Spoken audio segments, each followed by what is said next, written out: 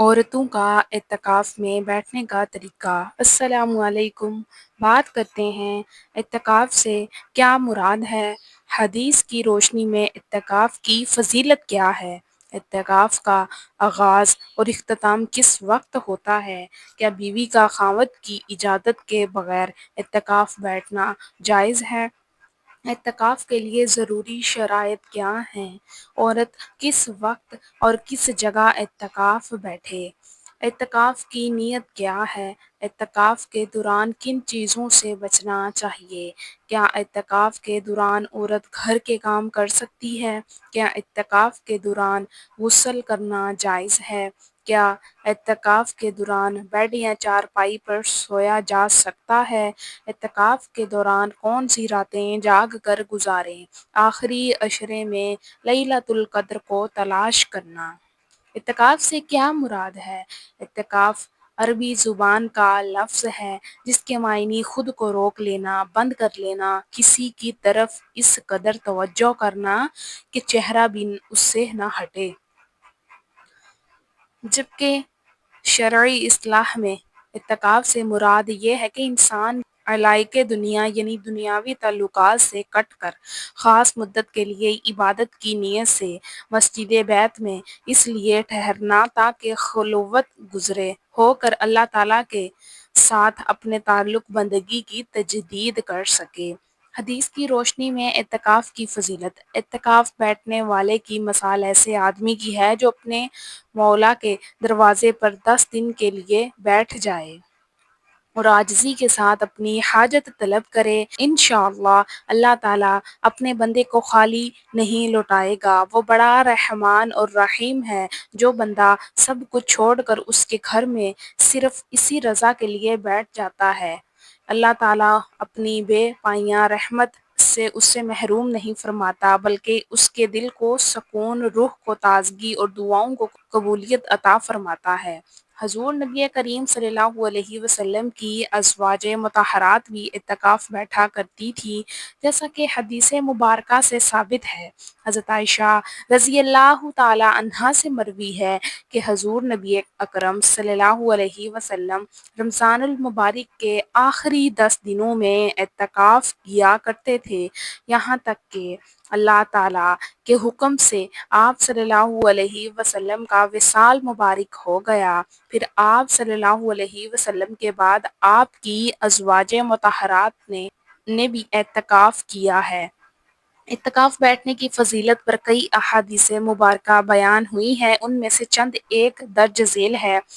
امام زین العابدین حضرت علی بن حسنین رضی اللہ تعالی عنہ اپنے والد گرامی حضرت امام حسین رضی اللہ تعالی عنہ سے روایت کرتے ہیں کہ حضور نبی کریم صلی اللہ علیہ وسلم نے ارشاد فرمایا،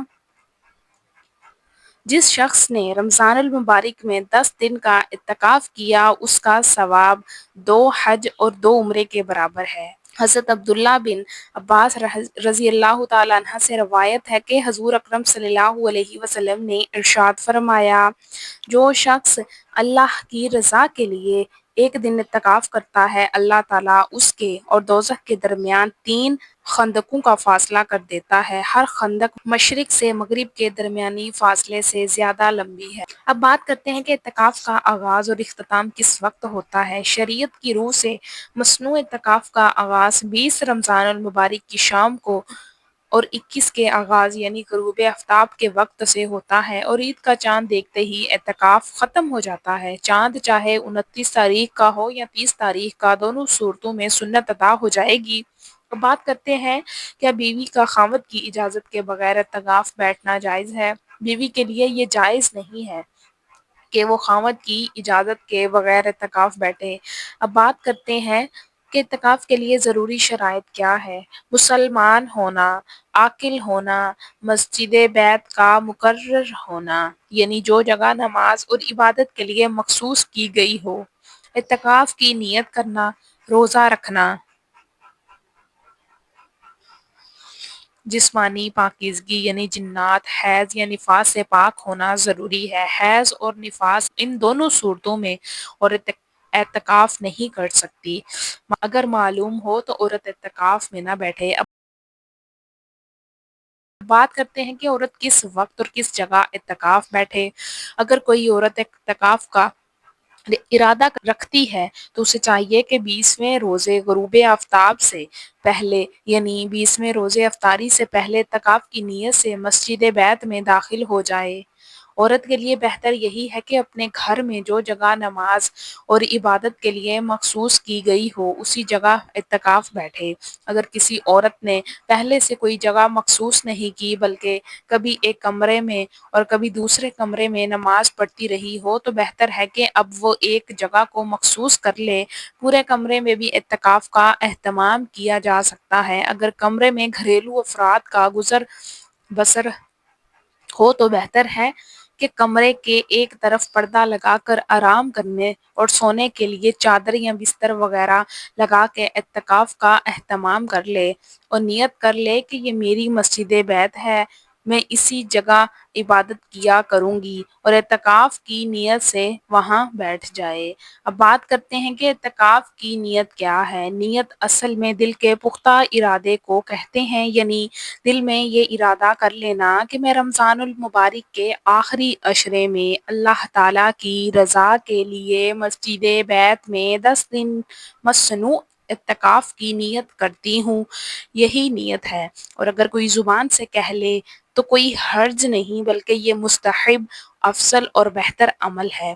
عربی میں بھی اعتکاف کی نیت اس طرح کی جا سکتی ہے: نویت سنت الاعتکاف، ترجمہ میں نے سنت اعتکاف کی نیت کی۔ اب بات کرتے ہیں اعتکاف کے دوران کن چیزوں سے بچنا چاہیے۔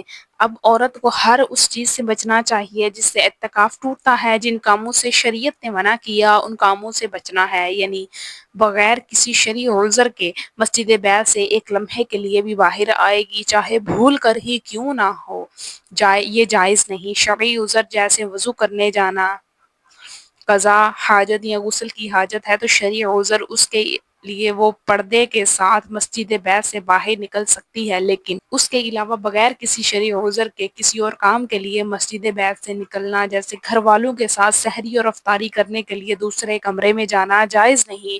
تو اس طرح ان کا اعتکاف ٹوٹ جائے گا۔ اعتکاف والی جگہ پر ہی کھانا وغیرہ مہیا کیا جائے، وہیں کھائے پیے، وہیں سوئے۔